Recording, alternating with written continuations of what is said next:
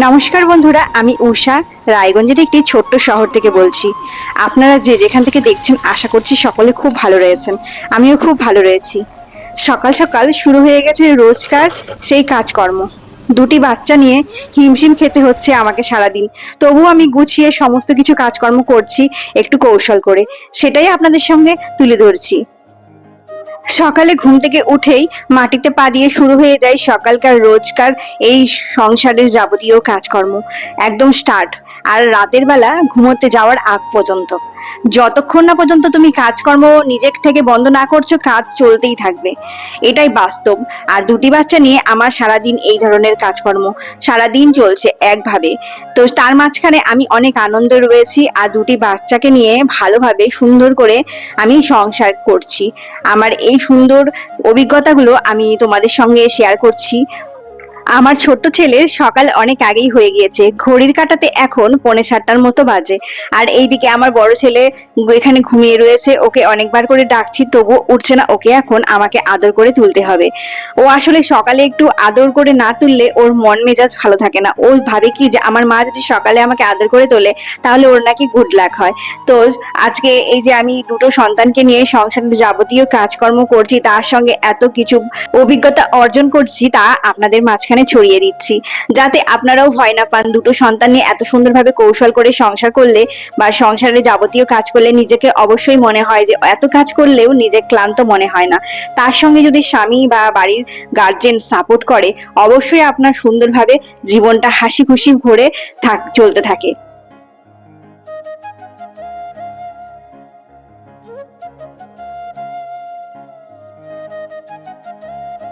ছোট ছেলে ঘুম থেকে অনেকক্ষণ আগেই উঠেছে, তাকে আমাকে ক্লিন করতে হবে। তার মাঝখানে অনেক কিছু কাজ সংসারের, এই সকালকার বিছানা তোলা, তারপরে বড় ছেলে এদিকে ঘুমিয়ে রয়েছে, ও তো নড়তেই চাচ্ছে না।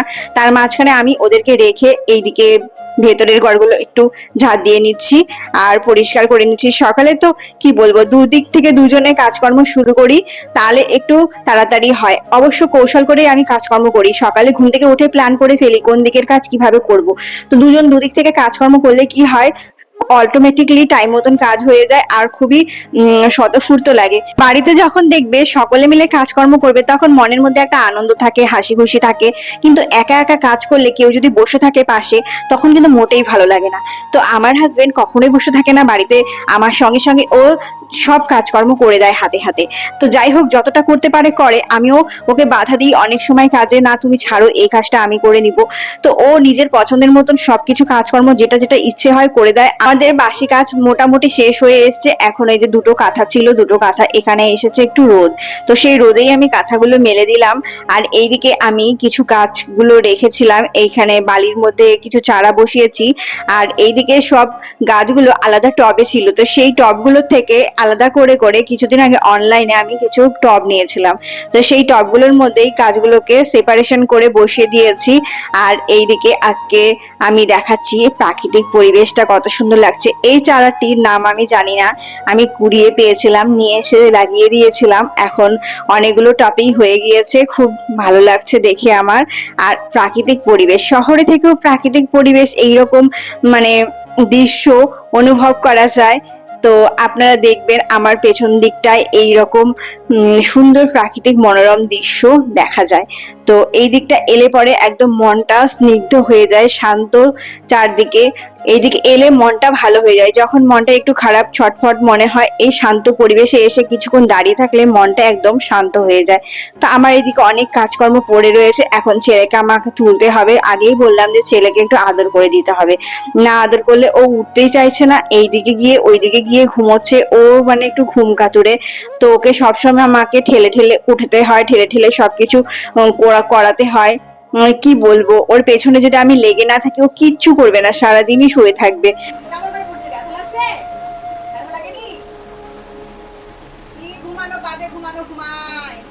আমি তো ভয় পাই গেছি, দাদা পড়ে গেছে, মশারি ফাঁকা দিয়ে খুশ করে পড়ে গেছে, তুমিও পড়ে যাবা। কালকে রাতে একটা আচমকাই ঘটনা ঘটেছে। দুই ছেলেকে নিয়ে আমি ঘুমিয়ে আছি, হাজবেন্ড পাশের ঘরে ঘুমিয়েছিল। ও অতটা টের পায়নি, ও তো স্ট্যান্ড ফ্যানে ঘুমায়। আর আমি দুজনকে নিয়ে ঘুমিয়েছি, এত গরম পড়েছে না কি বলবো। দু ছেলেকে দুপাশে নিয়ে মাঝখানে আমি ঘুমিয়েছিলাম। তা আমি তো সবসময় একা হয়ে থাকি, ছোট ছেলের দিকে ঘুরে থাকি। আর বড় ছেলে আমার পাশেই ছিল। ও রাতের বেলায় মশারিটা একটু গোদা ছিল হালকা করে, ও সাইডে আস্তে আস্তে এমন করে হুশ করে পড়ে গেছে।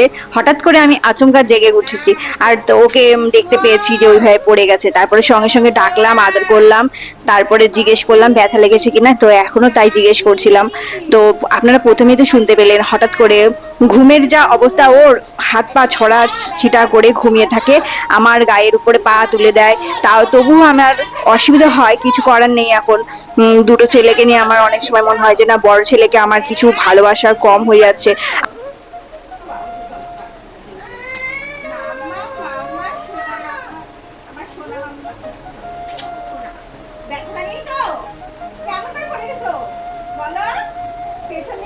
আসলে ও আমাদের অনেকদিন পরে সংসারে এসেছিল, আর ওকে আমরা মানে কি বলবো, খুবই তোলা তোলা করে এখনো রাখি।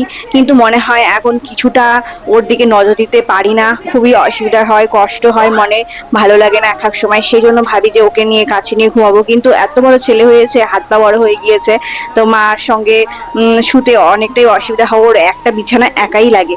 তো যাই হোক, ওকে এখন একটু আদর করে নিচ্ছি। ওর কিছু কিছু সময় মনে হয় যে মা আমাকে হয়তো আদর করছে না, ভাইকে বেশি আদর করছে। তো সেই কমিটা যেন ও কখনোই বুঝতে না পারে, বা আমিও চাই যে ওকে যেন আমি আগের মতনই ভালোবাসতে পারি। অনেক সময় মনের মধ্যে রাগ হয়, অনেক সময় ওকে বকি, চিৎকার চেঁচামেচি করে। ঘরে একটা ছোট বাচ্চা রয়েছে, ও হঠাৎ হঠাৎ ভুলে যায় যে ও একজন দাদা হয়ে গেছে, আর ওর বাড়িতে একটা ছোট্ট একটা পুচকো রয়েছে। তো অনেক সময় ওকে এই কারণের জন্য বকাঝকা করা হয়, ও অনেক সময় চুপ করে বসে থাকে। তখন নিজেদেরও মনের মধ্যে খারাপ লাগে, আবার গিয়ে আদর করি, ভালোবাসি, তখন আবার ঠিক হয়ে যায়। তো এই রকম ভাবে আমাদের সংসার জীবন চলছে দুজনের। চটপট সংসারের সব কাজকর্ম সারা হয়ে গেল, এই যে বিছানাটা তুলে নিচ্ছি, আর ছোট পুচকোকে দিয়েছি ওর বাবার কাছে, ওর বাবা নিয়ে ঘুরছে। আর এখন আমার বড় ছেলে ছোট ছেলেকে নিয়ে ঘুরে বেড়ায়। আসলে ও কিছুদিন হলো মানে ওকে নেওয়ার জন্য ব্যস্ত হয়ে উঠতো, তারপরে আমি ওকে ভালো মতন করে শিখে দিয়েছি যে কিভাবে তুলবি, মাথা নিচে হাত দিয়ে, তারপরে পায়ের নিচে হাত দিয়ে দুদিক থেকে তুলবি, বুকের মধ্যে আগলে ধরবি, শিখে দিয়েছি। ও এত সুন্দর করে এখন কোলে নেয়, আর কি বলবো, দেখে মনে হয় যে সত্যি মানে একদম অভিজ্ঞ মানুষের হাতে পড়েছে যে বাচ্চাকে নিয়ে তুলে। ওকে দেখে আমি মানে স্বতঃস্ফূর্ত হয়ে উঠি যে আমার ছেলে হয়ে, এত ছোট ছেলে হয়ে, আমরা বুঝি যে ও কিছুই পারে না ভাবি মনে মনে, কিন্তু না, ও সুন্দরভাবে ওর ভাইকে নিয়ে ঘুরে বেড়ায়। তো ওর ভাইকে নিয়ে ঘুরে বেড়াচ্ছে, আর ওর বাবা পাশে রয়েছে। তো একটু একটু করে অভ্যাস করানো হচ্ছে, যেহেতু আমাদের চারজনের সংসার ছোট পুচকোকে দিয়ে, কিন্তু বাচ্চা ধরার মতন তো সেরকম কেউ নেই। তো ও যদি একটু হেল্প করে আমাদের একসঙ্গে, তাহলে তো খুবই ভালো হয়। সেই জন্য আস্তে আস্তে শেখানো। এবার জ্যৈষ্ঠ মাসে আমাদের 16 বছর কমপ্লিট হলো বিবাহবার্ষিক। সেই ছোট্টটি থেকে আমরা নিজেদের সংসারটিকে এগিয়ে নিয়ে যাচ্ছি। তার মাঝখানে আমাদের অনেক ঝড় ঝাপটা এসেছে, তার মধ্যে আমরা দুজন দুজনের ঢাল হয়ে আজকে একটা প্রতিষ্ঠিত জায়গায় আমরা দাঁড়াতে পেরেছি। এই জায়গাটায় আসাটা অনেক কঠিন ছিল, অতটা মসৃণ পথ মোটেই ছিল না। দুজন দুজনকে সব সময় সাপোর্ট করতাম, না আমরা পারবো একটা সময়। সেই সময়টা এসেছে এখন, সত্যি ভাবলে অবাক লাগে।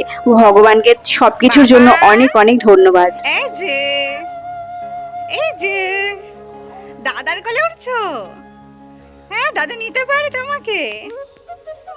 তাকাই দিকে, হিলাস না হিলাস না। সোনা দাদা কোলে নিচ্ছে।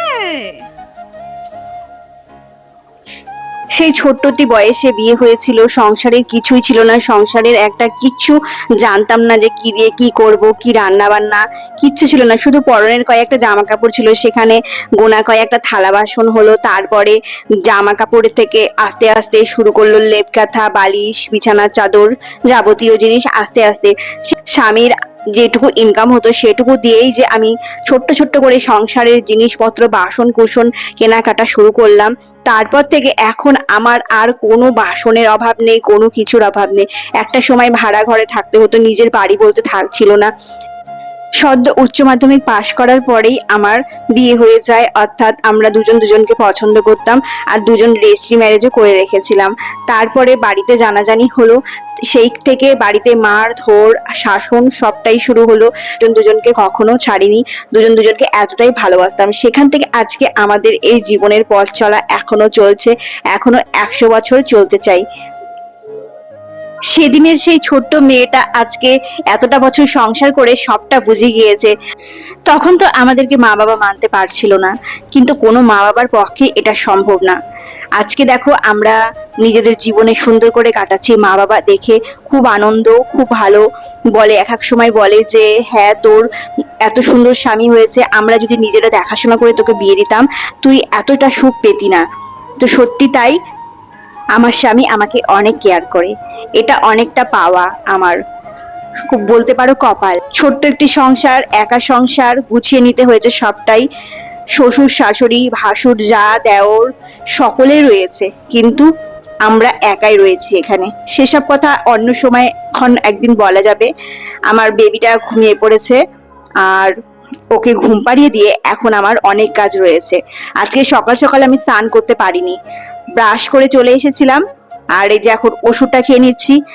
কাজের ফাঁকে আমাকে প্রত্যেকদিন এই থাইরয়েডের ওষুধটা খেতে হয় 100 পাওয়ারের। তারপরে আমার স্বামী করে রেখেছে চা, আমি চাটা খেয়ে নিচ্ছি, তারপরে আদার্স কাজগুলো করে নিব। আমার বড় ছেলে কখনোই একা একা খাবার খায় না। চা করেছে আমার স্বামী আর আমি খাচ্ছি, ওকে ডাকছি, আসছে না। এই যে বিস্কুট ভিজিয়ে ওকে একটু কিছু খাইয়ে দিব। গিয়েছিল, ব্যায়াম করে এলো, আর এখন তো প্রচুর পরিমাণে খিদে পেয়ে গেছে। আপাতত আমি চা বিস্কুটটা খাচ্ছিলাম, ওকে ভাবলাম যে একটু খাইয়ে দিই। আর তার মাঝখানে ও স্কুলের যে প্রজেক্ট দিয়েছে ও নিজে নিজে রেডি করছে। এইবার আমি ওকে অতটা হেল্প করতে পারছি না, প্রত্যেক বছর আমি ওকে হেল্প করি প্রজেক্ট তৈরি করার জন্য। তো দেখছি এবারও নিজে নিজে দায়িত্ব নিয়ে প্রজেক্ট করছে, ভীষণই সুন্দর করে করছে। এই সামনের ফ্রন্ট পেজটি ও ল্যাপটপে এডিট করে তৈরি করেছিল, তারপরে ওর বাবা প্রিন্ট আউট করে বের করে নিয়ে এসেছে। আর চ্যানেল ফাইলের মধ্যেও দেখছি নতুন নতুন মডেল তৈরি করছে।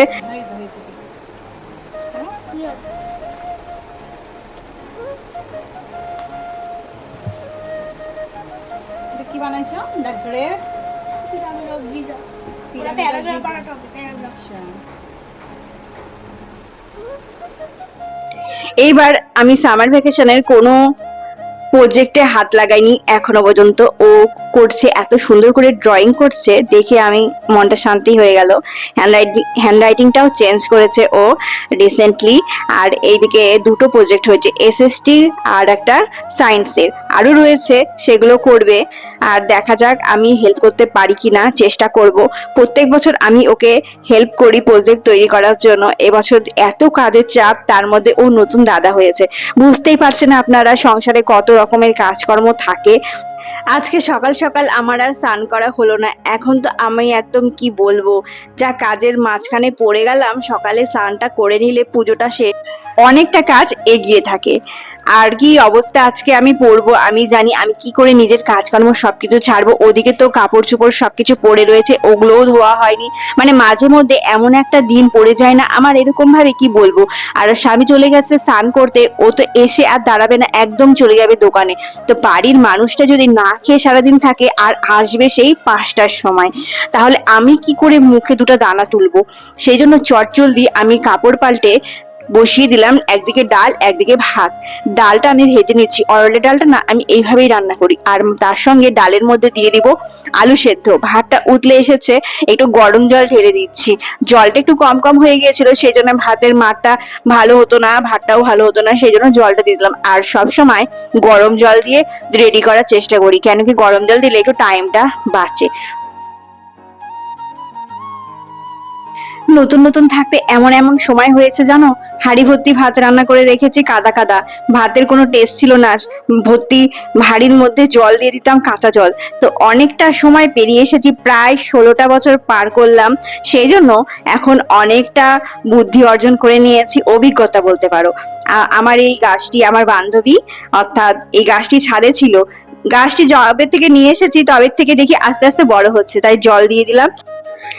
আজকে সম্পূর্ণ রান্নাটা তো তোমাদের সঙ্গে শেয়ার করতে পারছি না, কিন্তু এই যে ধনেপাতা বাটা আর তার সঙ্গে আলু সেদ্ধটা মেখে নিব। লঙ্কাটা আমি আগে থেকে ভেজে রেখেছি, খুব চটজলদি করে ফেলছি, কেন কি এইদিকে স্নান করে এলে পরেই ঠাকুর প্রণাম করে চলে আসবে জামা কাপড় পরে খাবার জন্য। এখন যদি খাবারটা দৌড় ঝাঁপ করে না রেডি করি তাহলে উনি না খেয়ে বেরোয় যাবে। তো সেই দিকে খেয়াল রেখে আমাকে খুব তাড়াহুড়ো করতে হচ্ছে, কিছু করার নেই। আর আমার আজকে যে কি অবস্থা হবে আমি তাই জানি। এখন কখন স্নান করব, কখন পুজো করব, তার মধ্যে জামা কাপড় ধোয়াও রয়েছে। এইদিকে খাবার রেডি করে ফেলেছি, এখন খাবারটা দিয়ে দিচ্ছি ওনাকে। আর আমার ছেলে একটা ঘুম দিয়ে উঠেও গিয়েছে, ওকে এখন আমি স্নান ধান করিয়ে নিই। কেন কি আমার যখন দেরি হয়ে গেছে, ওর তো দেরি করলে চলবে না। ওর যদি দেরি হয়ে যায় পরে আবার অসুবিধা, আমারই কাজের দেরি হয়ে যাবে। সেই জন্য আজকে যখন আমার দেরি হয়েছে হোক, তাতে কোনো যায় আসে না। তো ওকে আমি তেল মালিশ করব একটু, আজকে একটু ঠান্ডা ঠান্ডা ওয়েদার ছিল, তো সেই জন্য ওর আমি একটু তেল মালিশ করে নিয়ে তারপরে ওকে স্নান করিয়ে নিব।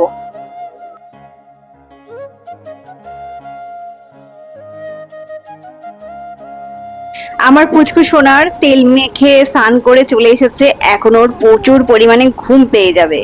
ওকে তাড়াহুড়ো করে এখন মুছিয়ে দিচ্ছি, দেওয়ার পরে ওর সব জামা কাপড় পরিয়ে দিব, ওষুধপত্র যা যা খাবানোর খাইয়ে দিব। খাইয়ে দেওয়ার পরে ওকে আমি ঘুম পাড়িয়ে তারপরে সবকিছু কাজকর্মগুলো সারবো এক নিমিষে।